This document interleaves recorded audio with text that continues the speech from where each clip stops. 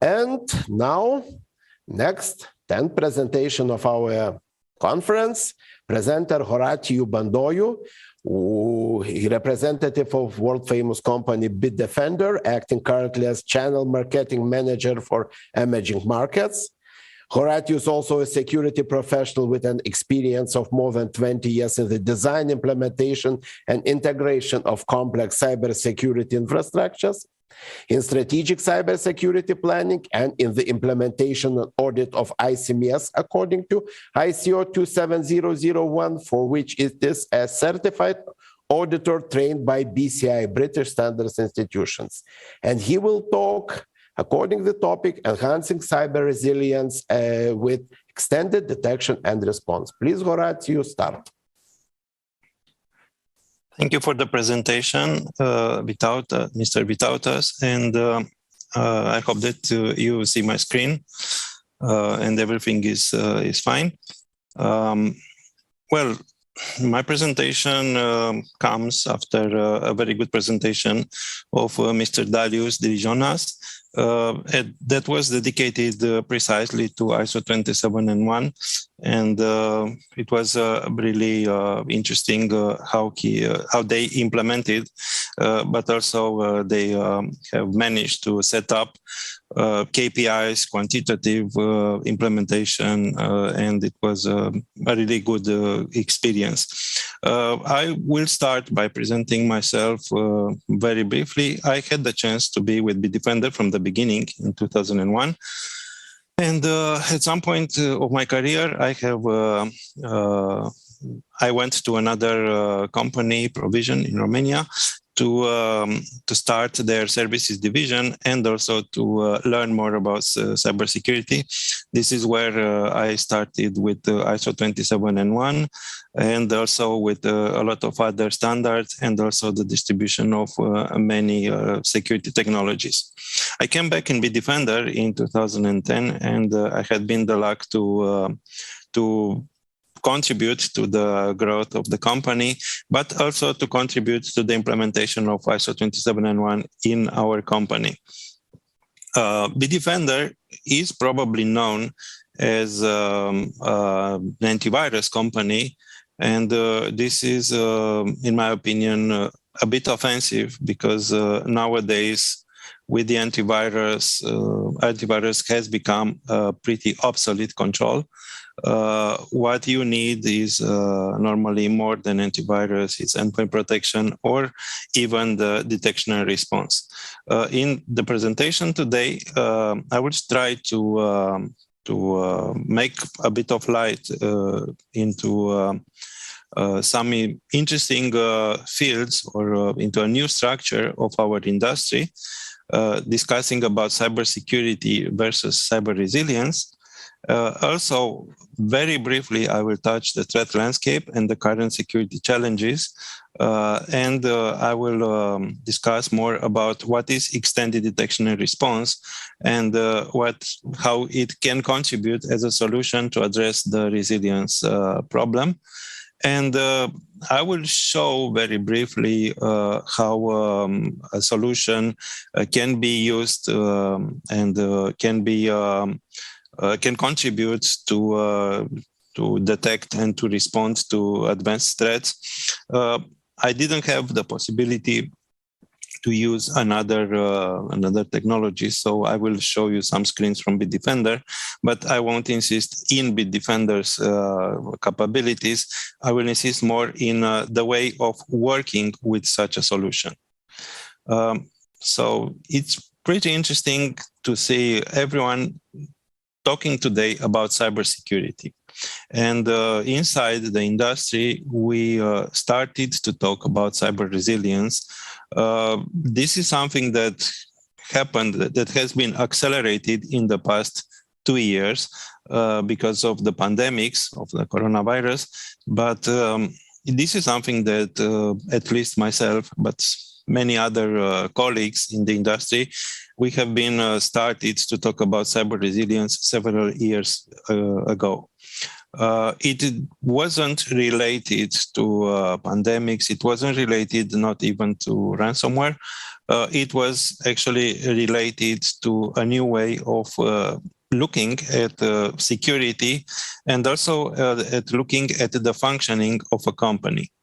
So we can discuss about cybersecurity that is and has been traditionally centered into preventing the threats activity. Under cybersecurity, we can discuss about a lot of preventive controls. We can discuss about antivirus, anti-malware, next generation antivirus, firewalls, database security, access control technologies, and many prevention technologies, including all the zero trust model. But we still remain not covering the entire aspect of the functioning of a company.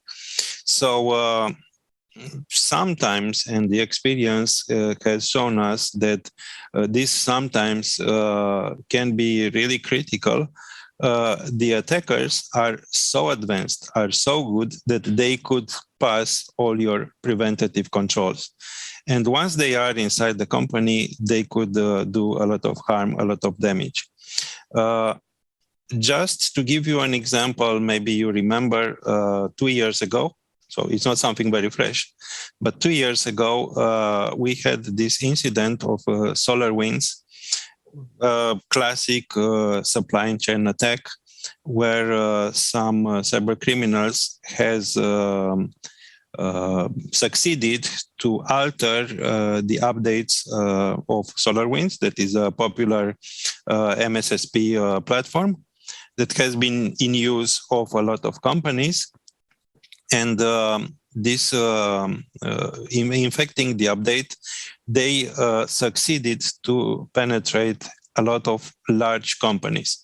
Actually, in our information, and that was also public, we have seen, for example, that more than 400 companies out of Fortune 1000 were using that SolarWinds Orion platform and may have been breached at some point.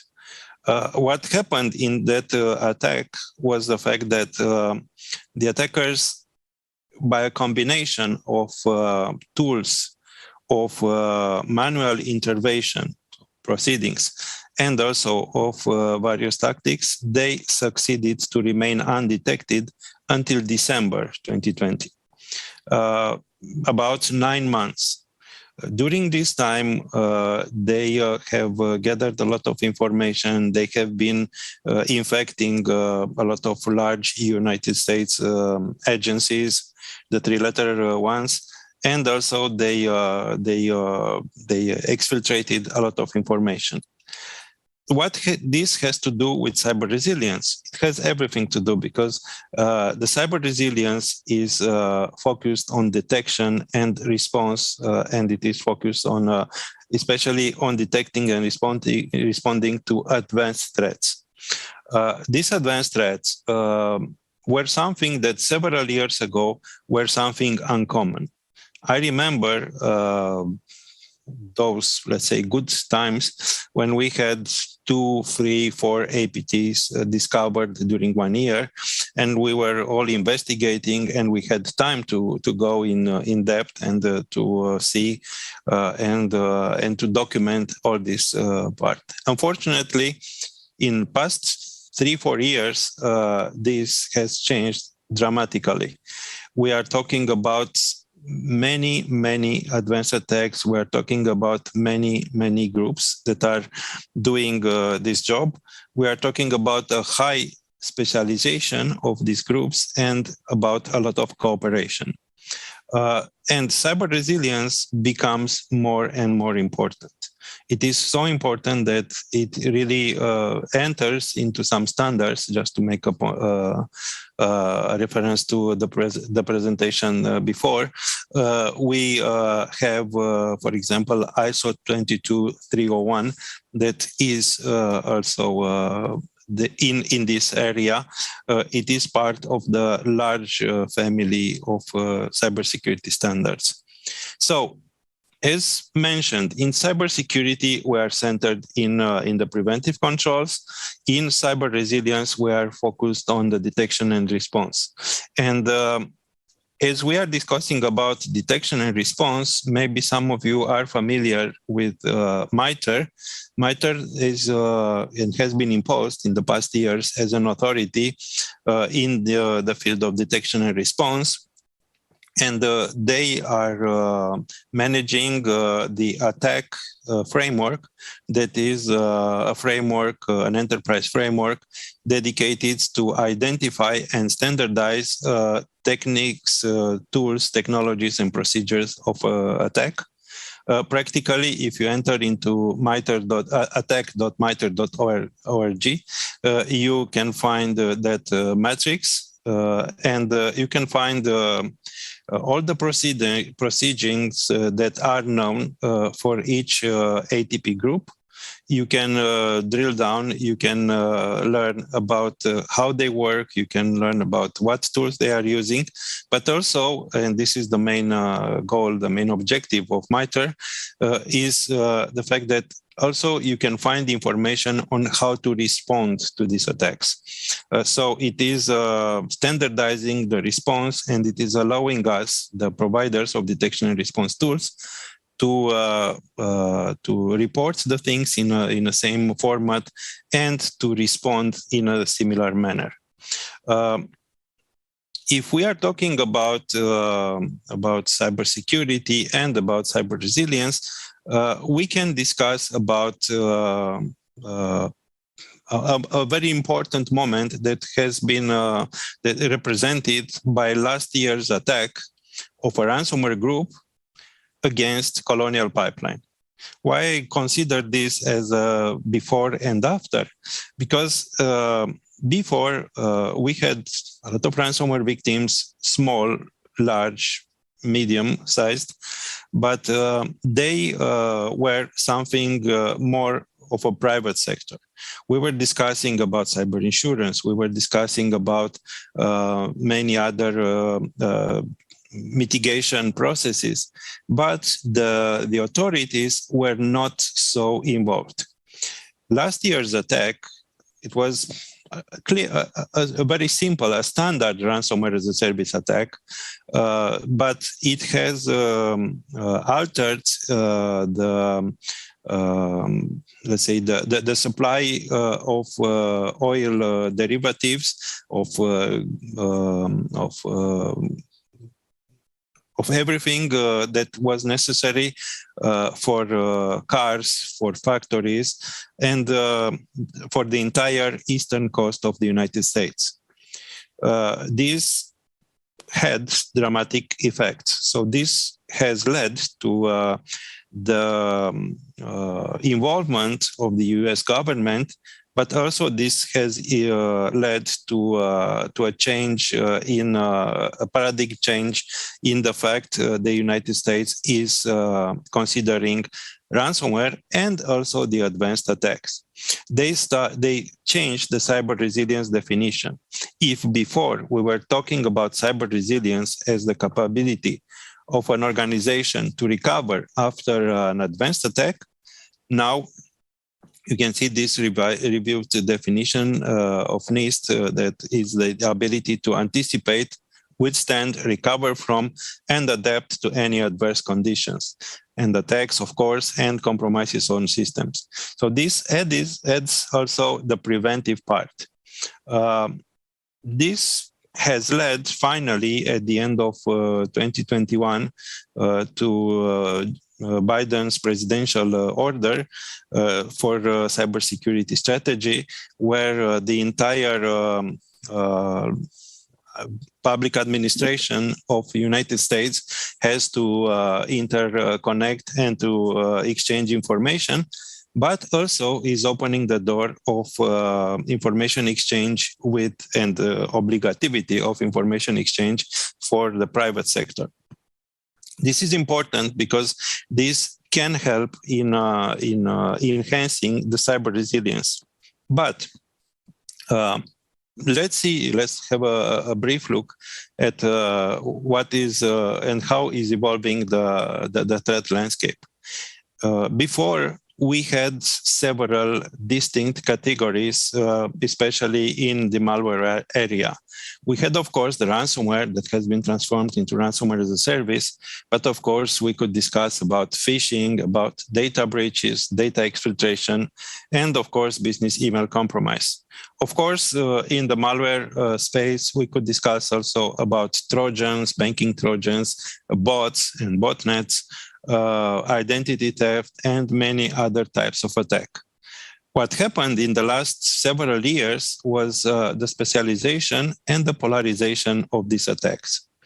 I would like to say that today we are dealing with advanced attacks and more advanced attacks. There are no more simple attacks.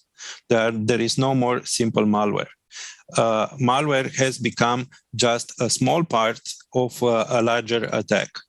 And if before we were talking about threats like ransomware in a very defined category, now we are discussing about ransomware as a complex attack where we involve many other techniques and tactics, like, for example, business email compromise that is of paramount importance for attackers to penetrate networks and environments. The data exfiltration that has become a standard for ransomware. Nowadays, the ransomware is no longer starting to encrypt the information as soon as they enter into a network. According to our telemetry, they remain between 4 or 5 days up to several months in order to look for information, to seek for the most critical information, to exfiltrate it, and to use it as a tool in the negotiation. Today, we are discussing about the process of negotiation and about the evolution of the attackers. In the case of ransomware, of the ransomware as a service, if we were discussing before about some ransomware gangs, that was something very, let's say, very simple. Now we are discussing about ransomware as a service that is a business model, where we have the people that supply the platform and the code that are one actor in the attack, some other people that are responsible for the penetration, for breaching an organization, some other people that are responsible even for negotiation. They have trained negotiators, and some other people that are responsible for cashing the reward and for converting it into real money if it is necessary. So we are discussing about this specialization. We are discussing about a world of the cybercrime that is more and more and more dangerous. What also is important to mention today is the fact that this evolution of the cybercrime has drawn some very big challenges for the organizations and for any potential victim. First of all, we are discussing about technical challenges. If we are discussing about organizations, we have different types of organizations. Of course, we have, and I will explain from simple to complex. We have the simple, small organizations where they don't understand very complex technology aspects. And what they need is a prevention solution, install and forget. They were accustomed to do this with firewall and antivirus. Unfortunately, the reality today shows that they need something more integrated and a bit more advanced. Even with machine learning, they still could have some problems. If we are discussing about mid-sized companies, these mid-sized companies start to have some security personnel. But it is pretty difficult to have very good security experts and to maintain these experts into the mid-sized enterprises. If we are discussing about enterprise, there we have a different challenge. They have people, but they have a lot of technologies that they have acquired during the years. And these technologies, unfortunately, are not talking to each other, are not working together. So they need integration, they have a lot of consoles, they have a lot of messages, and even integrative efforts like CM are falling short because of the response times. On the other hand, as I started to mention, there is this human resource challenge. Some study before the pandemics was showing that at that point, at the end of 2019, we had about 2.3 million of jobs in the security industry that were not filled in. Now, the estimate is going towards 4 million. It is difficult to get security people with experience. It is really difficult to maintain these people inside your organization. Especially now, there is a large fight on the security analysts, because these are the people that are looking at screens, that are investigating alerts, and that have to take decision on the spot, and they have a lot of responsibility.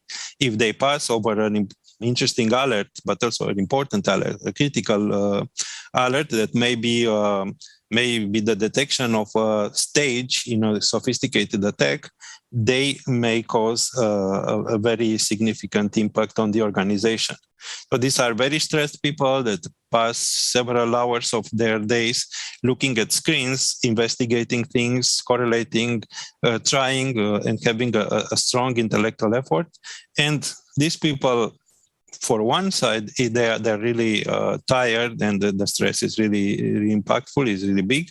On the other hand, good security analysts are paid with very large amounts of money by banks and governments. So it is very difficult for a medium-sized organization to maintain these specialists inside their organization, their structure. So taking in consideration these two challenges, or these several challenges, what would be the solutions? What can we do today? We have seen during time several answers. First of all, it was the simplest solution, outsourcing the problem. And we had companies just contracting cyber insurance. Cyber insurance is something that has been useful several years ago. There were a lot of insurance companies jumping into this field because they have seen an opportunity. But during the past several years, especially because of the rise of the ransomware and of the ransomware as a service, they had to pay insurance. So the cyber insurance business wasn't so useful, so profitable for the insurance companies. So outsourcing the problem today is not a good solution. Why? Because the insurance companies are requiring you, in order to be accepted as client, to have a minimal cyber security structure, and to have also personnel. So you don't actually solve the issue. You just eventually had some additional collateral control.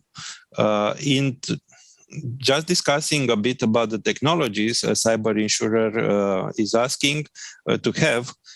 They ask you to have, of course, firewall antivirus, but also they started to ask you to have implemented the zero trust model, and also to have some endpoint detection and response solution. So this is an option that is not so good.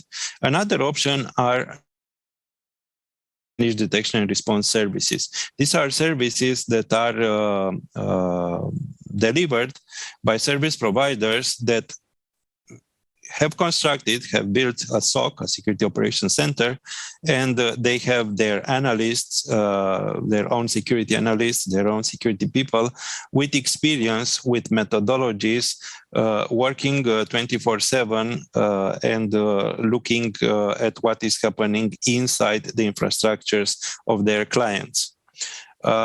It is really a good option, but it has also some additional risks. These risks are, first of all, to choose the right MDR service provider, because as the insurance companies several years ago, the MDR providers in the past 2 years, they appeared a lot of them. Not all of them are at the same level. Not all of them have methodologies. Not all of them are delivering complex services as eventually the industry requires.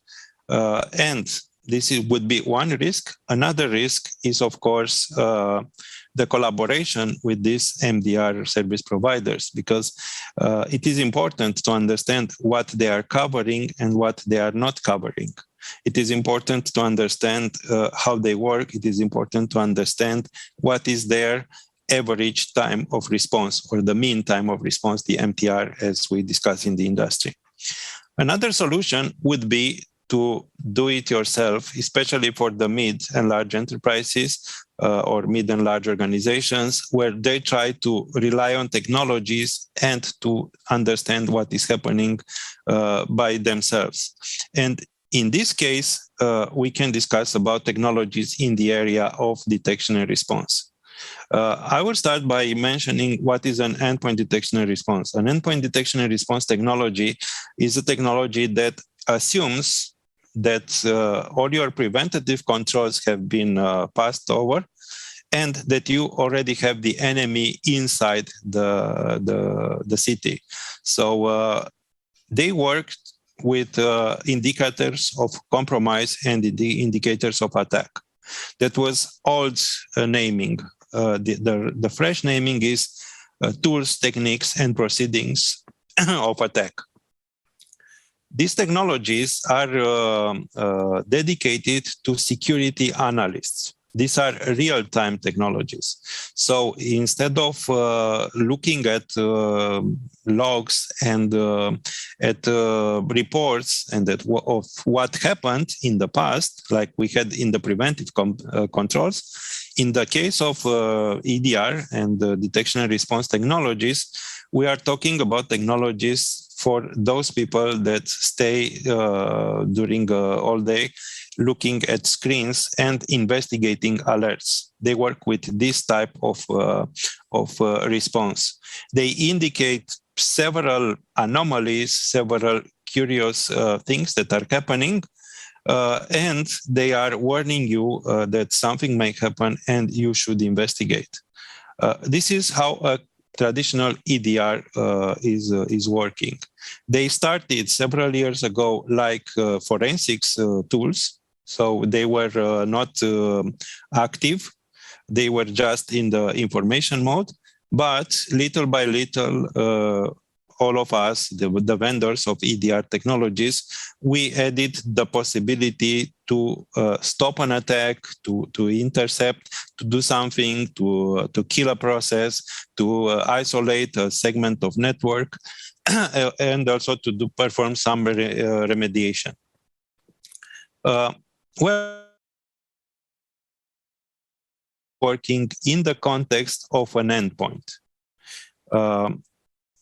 This is okay. It's good information. It's very good to have such a technology.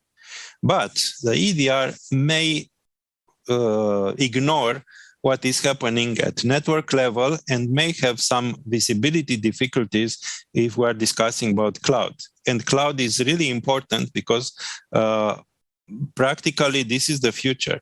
All our architectures and all our infrastructures are involving some cloud instances or involving multi-cloud. We are going to the clouds, and we need to protect this. This is why it was generated the need for something more. And that something more is the extended detection and response. An extended detection and response is working with two types of technologies. Once you have the sensors that are collecting information and they are capable also of giving you response features. And they can be sensors at endpoint level, network level, email, cloud, identity, and other places. Eventually, they are giving you this information. And on the other side, you have the security analytics platform. The security analytics works as data science with correlation and with extracting intelligence out of this information coming from the from the sensors. And this information is structured and must perform the following capabilities. First of all, threat detection. Understand that something is happening. Understand that you may see something that may look normal, but if you correlate information, you discover that it is not normal at all, and you may be you may fight with a serious attack. Then it is important to have a unified view. Always the security analyst must be context aware, must have the image of the entire organization.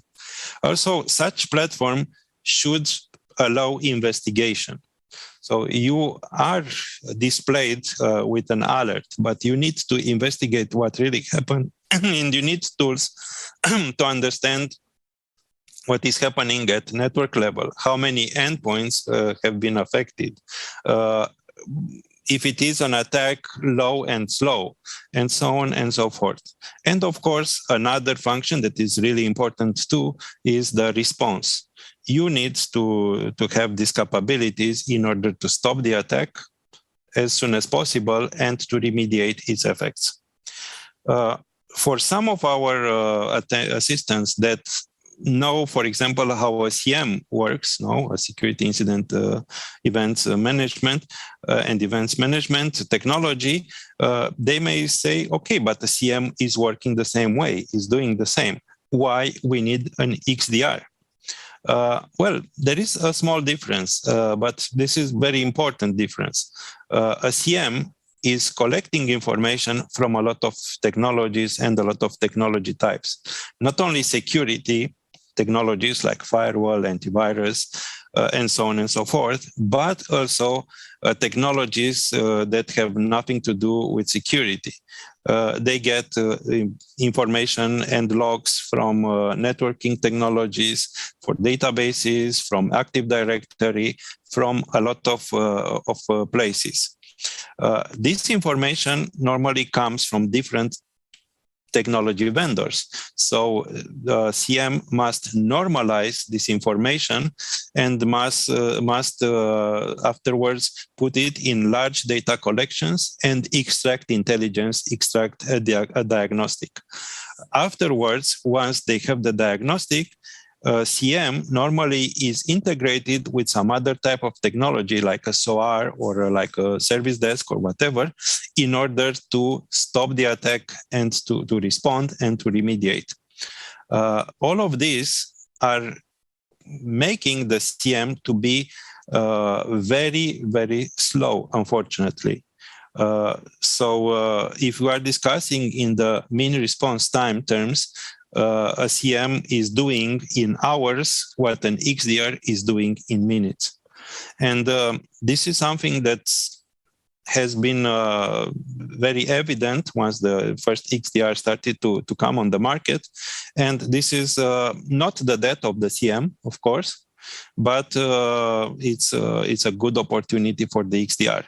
Because nowadays, in several hours, you can have a network of thousands of endpoints encrypted, or you can have gigabytes of information exfiltrated.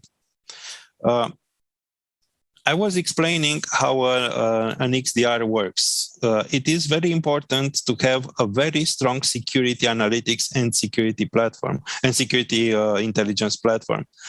Also, something that I didn't mention, but I consider important to add is the fact that an XDR working with information from the same vendor doesn't have the need for doing all this normalization.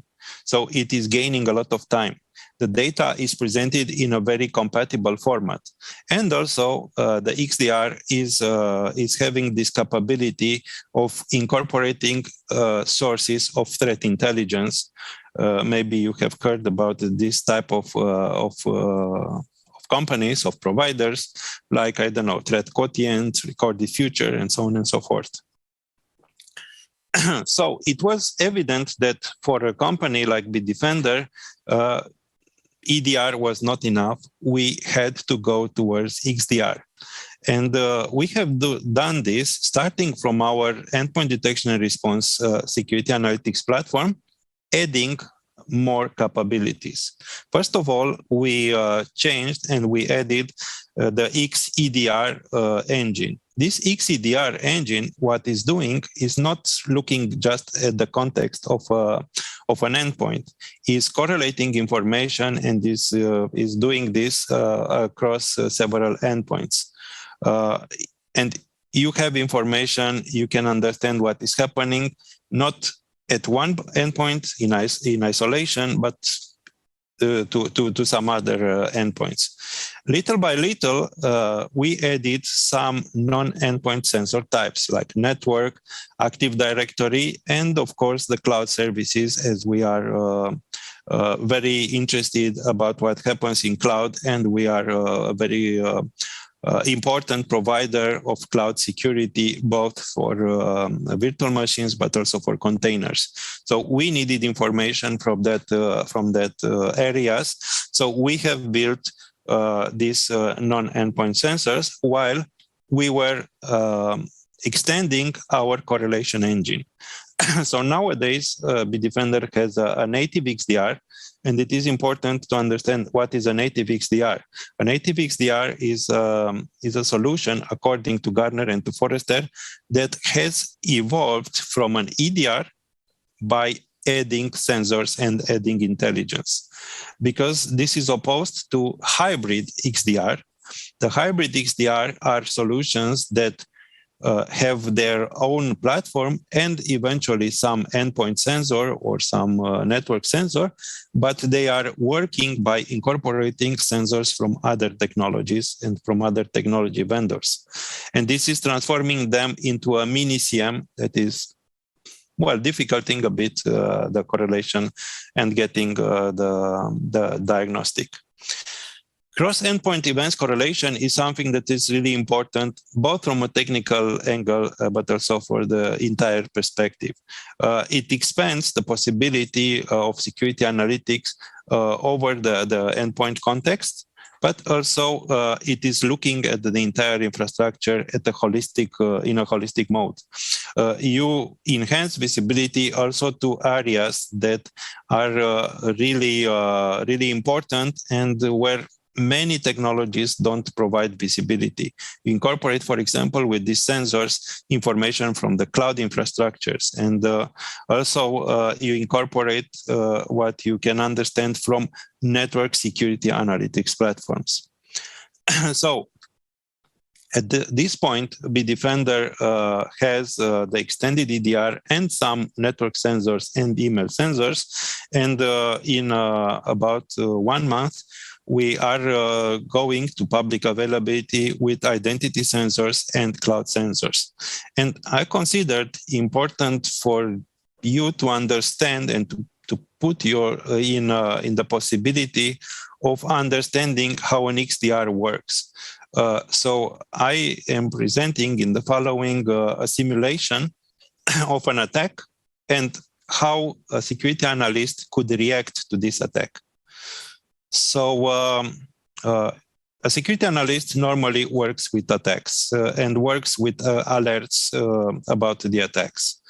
And it is important the time, as I was stressing out before, and it is important also to work with priorities.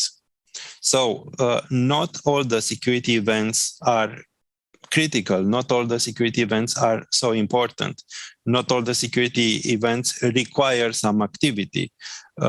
Even with Bitdefender, for example, we have a part of the security incidents that we are covering with automatic containment. If we know the type of the attack, we can cut it during execution by using artificial intelligence. But there are things that are to be investigated, and you need to understand. And this is why we have this confidence score and the color code. So imagine that you are a security analyst. You see what is happening here, and you see some event like this one that has a high confidence score and has these tags, spear phishing, mass email, and is going to persistence. So it's a persistent attack. So you, as an analyst, you decide to investigate. And how to do this? You just click on the attack tree, and you can see the timeline, and you can see the attack. In this case, we are talking about a spear phishing directed to a large organization, and we have 80 people that have not only received the email, but they have opened the email because it was coming supposedly from a colleague, and it was coming with an attachment, and the attachment contained the promotions for the people in the organization. So the list of the people to be promoted. It was a pretty interesting attachment. They opened it, and we had two systems that had the vulnerability, or where the users have habilitated the macros, and they got infected. In this moment, as I was saying, the attacks are really complex. So what they got, it was just a small piece of malware that per se doesn't have too much influence, but normally is just the component designed to establish presence. Once they establish presence, they start to connect to the command and control server. And from this command and control server, normally the attacker is downloading the other components that are designed in order to achieve the objective.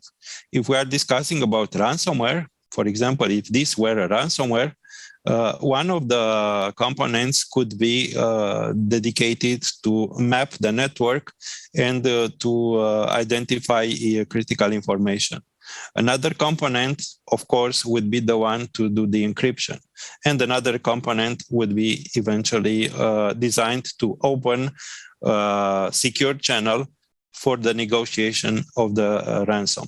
But in this case, we are just discussing about an attack that wants just to find information. So from the command and control server, the attacker is sending a component, a tool that is used in order to parse the network and to identify credentials.